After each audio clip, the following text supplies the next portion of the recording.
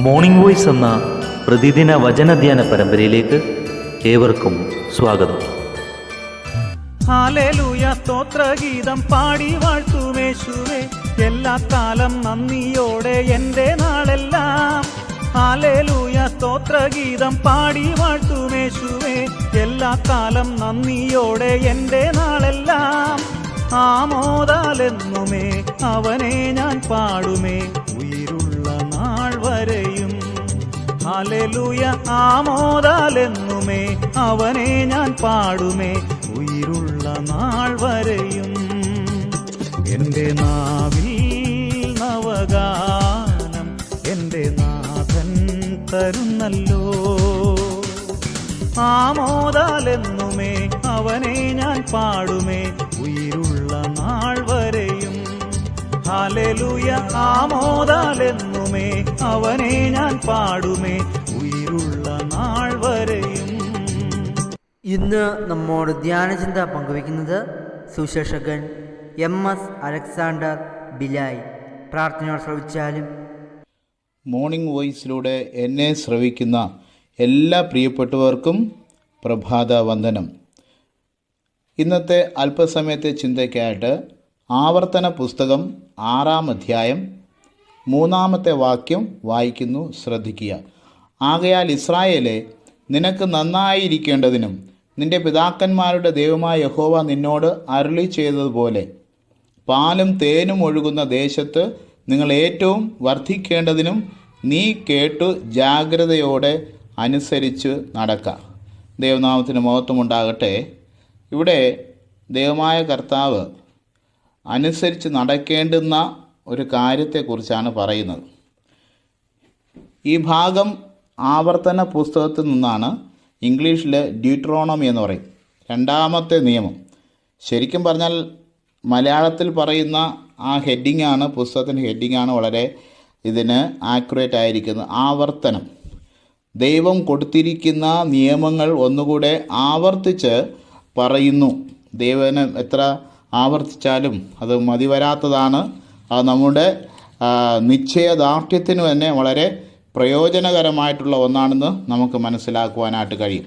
ഇതിൻ്റെ പശ്ചാത്തലം നോക്കുമ്പോൾ 5-ാമത്തെ അധ്യായത്തിൽ നമുക്ക് കാണുവാനായിട്ട് കഴിയും. സീനായ് മലയിൽ വെച്ച് മോശയ്ക്ക് കൊടുത്ത 10 കൽപ്പനകളുടെ കാര്യത്തെക്കുറിച്ചാണ് അനുസരിച്ച് നടക്കുവാനായിട്ട് പറയുന്നത്.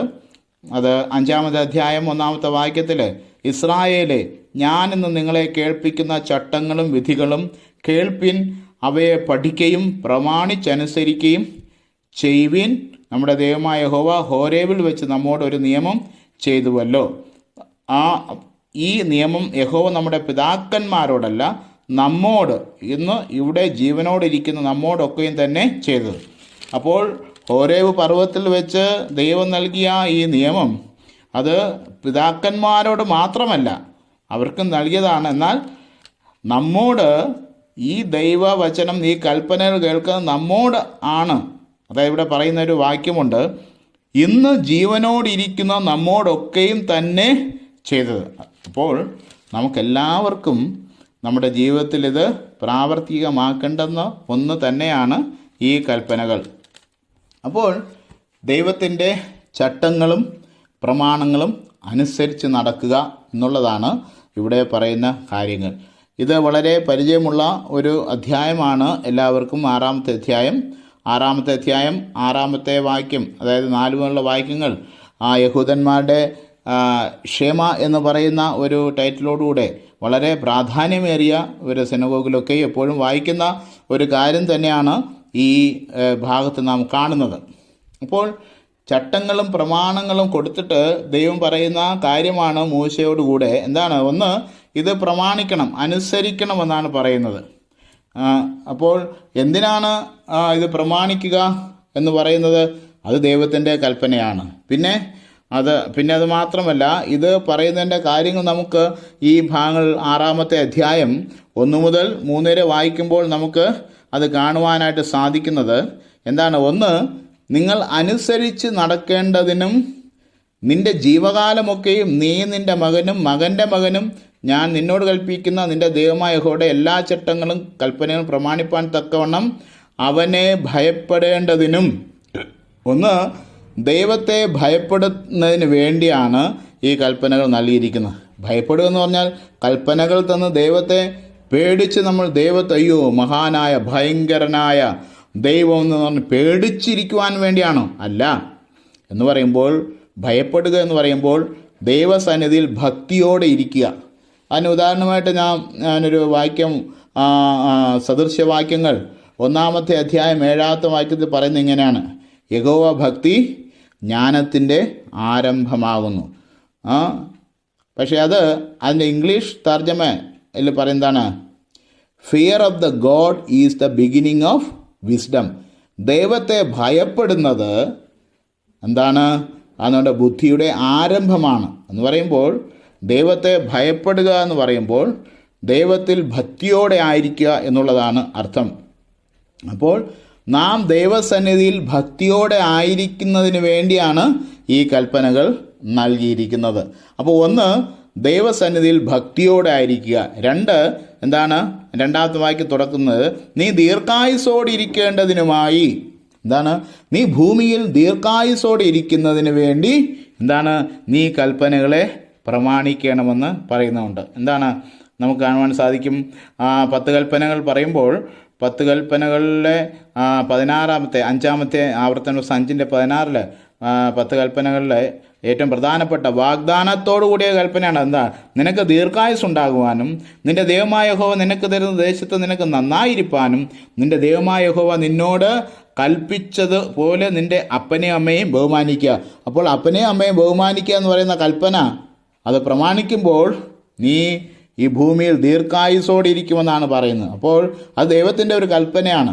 അപ്പോൾ ഈ കൽപ്പന തന്നത് ഒന്ന്, ദൈവത്തെ ഭയപ്പെടുക, ദൈവസന്നിധിയിൽ ഭക്തിയോടായിരിക്കുക. 2, നീ ഭൂമിയിൽ ദീർഘായുസോടെ ഇരിക്കേണ്ടതിന് ദൈവത്തിൻ്റെ കൽപ്പനകളെ പ്രമാണിച്ചു കൊള്ളുക.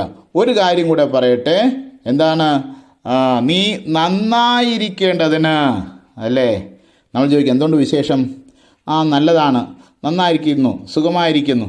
അങ്ങനെ പറയണമെങ്കിൽ നീ ദൈവകൽപ്പനകൾ അനുസരിച്ച നീ നന്നായിരിക്കേണ്ടതിന്, എപ്പോഴും നീ നന്നായിരിക്കേണ്ടതിന് എന്താണ്? നീ ദൈവകൽപ്പന അനുസരിക്കേണ്ടത് ആവശ്യമായ കാര്യമാണ്. അങ്ങനെ ഒന്ന്, ദൈവത്തെ ഭയപ്പെടുക. 2, ദീർഘായുസോടിരിക്കുന്നതിന്.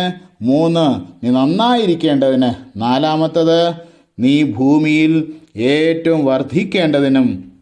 അതാണ് 3-ാമത്തെ വാക്യം നമ്മൾ വായിക്കും. എന്താണ്? ആകയാൽ ഇസ്രായേല് നിനക്ക് നന്നായിരിക്കേണ്ടതിനും നിന്റെ പിതാക്കന്മാരുടെ ദൈവമായ യഹോവ നിന്നോട് അരുളിച്ചതുപോലെ പാലും തേനും ഒഴുകുന്ന ദേശത്ത് നിങ്ങൾ ഏറ്റവും വർദ്ധിക്കേണ്ടതിനും നീ കേട്ട് ജാഗ്രതയോടെ അനുസരിച്ച് നടക്കും. ഏറ്റവും വർദ്ധിക്കേണ്ടതിന്. അല്ലേ? ദൈവം സൃഷ്ടിച്ചപ്പോൾ പറഞ്ഞു നീ എന്താ? ഭൂമിയിൽ വർദ്ധിച്ചു പെരുകുവിൻ. അങ്ങനെ നിന്റെ തലമുറകൾ നിനക്ക് ലഭിക്കുന്നതിന് വേണ്ടി നിനക്ക് തലമുറകൾ ലഭിക്കുന്നതിന് വേണ്ടി നീ എന്ത് ചെയ്യണം? ദൈവത്തിൻ്റെ കൽപ്പനകളെ പ്രമാണിക്കുക. എങ്ങനെയാണ് പ്രമാണിക്കേണ്ടത്? അത് ജാഗ്രതയോടെ അനുസരിച്ച് നടക്കുക. അത് വ്യക്തമായിട്ട് അത് തന്നെ മനസ്സിലാക്കി ദൈവകൽപ്പനകൾ അനുസരിച്ച് നടക്കുമ്പോൾ നീ ദൈവത്തെ ഭയപ്പെടും, നീ ദീർഘായുസോടെ ഇരിക്കും, നീ നന്നായിരിക്കും. നിൻ്റെ ജീവിതത്തിൽ നിനക്ക് തലമുറകളെ നൽകി ദൈവം അനുഗ്രഹിക്കും. അതുകൊണ്ട് ഈ ദൈവകൽപ്പനകളെ അനുസരിക്കുവാൻ ദൈവം നമ്മളെ സഹായിക്കുമാറാകട്ടെ. 138-ാം സങ്കീർത്തനം 2-ാമത്തെ വാക്യത്തിൽ പറയുന്നത് എന്താണ്? നിന്റെ നാമത്തിന് മീതെ ഒക്കെയും നിന്റെ വാഗ്ദാനം മഹിമപ്പെടുത്തിയിരിക്കുന്നു. എന്നാൽ ഒറിജിനൽ ട്രാൻസ്ലേഷനിൽ ദൈവവചനം എന്നാണ് വാഗ്ദാനത്തിന് പേര്. ഇംഗ്ലീഷിൽ വായിക്കുന്നത് ഇങ്ങനെയാണ്: you have magnified your word above all your name. ദൈവവചനത്തിന് ദൈവം തന്നെ ദൈവനാമത്തേക്കാൾ ഉപരിയായി മഹത്വം നൽകിയിരിക്കുന്നു. അതുകൊണ്ട് ഈ ദിവസങ്ങളിൽ ദൈവനെ വായിക്കുകയും പഠിക്കുകയും ദൈവീയ കൽപ്പനകൾ അനുസരിക്കുവാൻ ദൈവം നമ്മെ സഹായിക്കട്ടെ എന്ന പ്രാർത്ഥനയോടുകൂടെ നിർത്തുന്നു. ദൈവനാമം മഹത്വപ്പെടുമാറാകട്ടെ. ആമേൻ.